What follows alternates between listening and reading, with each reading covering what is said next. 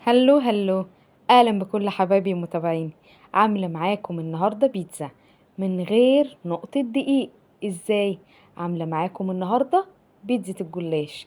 حاجه كده اختراع خطير، سهل جدا وسريع جدا جدا، يتعمل في 10 دقايق.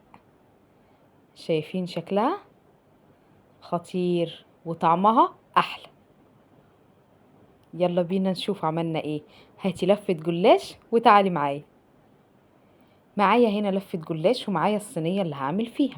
هدهنها طبعا بالزبدة او بالسمنة السايحة كويس كده، وهنزل بطبقات الجلاش كأنك هتعملي جلاش عادي خالص. ما بين كل طبقة وطبقة هدهن السمنة او الزبدة بتاعتي. انا بس بحطها على قد البايركس بالظبط. ومعايا بقى هنا الزبدة السايحة.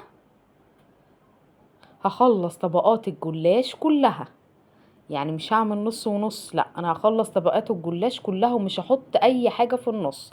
يعني مش هحط حشوة في النص خالص. زي ما اتفقنا دي هنعملها معاملة البيتزا، يعني الحشو كله هيبقى من فوق. معايا هنا لحمة مفرومة، عايزة تحطي فراخ اللي هي الشاورما القطع الصغيرة، عايزة تحطي سجق، عايزة تحطي لانشون، عايزة تحطي بسطرمة. الحشو ليكي فيه حرية الاختيار براحتك خالص. انا هنا حطيت شوية لحمة مفرومة متعصجة طبعا اهو. كل حاجة هتبقى من فوق الوش. انا هحطها كلها، وبعد كده هنزل بقى معايا بشوية جبنة موتزاريلا، حبة صغيرين كده على اللحمة عشان احط من فوق برضو اهو. هكتفي بالحبة دول كده، لو ما عندكش جبنة خلاص اللي عندك حطيه. حط بقى شوية فلفل احمر واخضر واصفر، هرصهم برضو كده. هاجي بقى معايا للزيتون الشرايح، برضو هرصه كده، احط حبة كده حلوين، واحط بقى من فوق الوش الجبنة.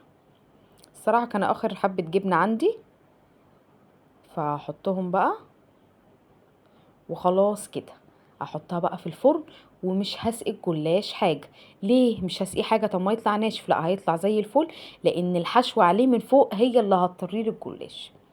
خلاص اديته كده طبعا اتحمر من تحت، وبعد كده اديته تحميرة كده من الشواية دوبك الجبنة ساحت. شايفين بقى شكله خطير، طعمه وريحته خطيرة يا جماعة. عايزة بقى تتحكمي انت في سمك الجلاش، ممكن تعملي طبقات اكتر. انا عاملة طبقات رقيقة. حطيته بقى في الطبق معاكم، وجربوا الطريقة دي حلوة جدا. ولو عجبك الفيديو لايك وشير. باي باي.